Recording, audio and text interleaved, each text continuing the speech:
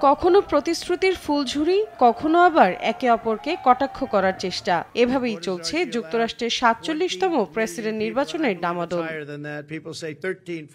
স্থানীয় সময় শনিবার দেশটির পেনসিলভেনিয়ার উইলকস-বেরিতে নির্বাচনী সমাবেশে যান রিপাবলিকান নেতা ডোনাল্ড ট্রাম্প। এ সময় কামালাকে ব্যক্তিগত আক্রমণ করেন তিনি। বলেন, বাইডেনের চেয়ে কামালাকে নির্বাচনে হারানো সহজ হবে, কারণ তিনি একজন সমাজতান্ত্রিক পাগল। তার হাসিও পাগলের মতো। এছাড়া কামালাকে কটাক্ষ করতে নিজেকে বেশি সুন্দর বলে দাবি করেন যুক্তরাষ্ট্রের সাবেক এই president.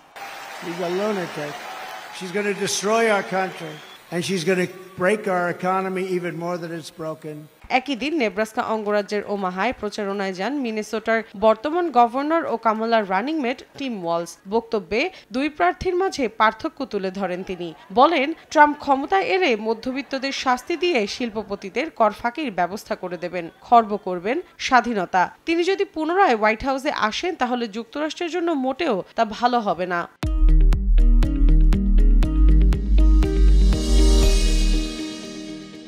Each and every one of you believe exactly what Kamala Harris believes. We believe in the promise of America. We just have to fight. We just have to fight for it.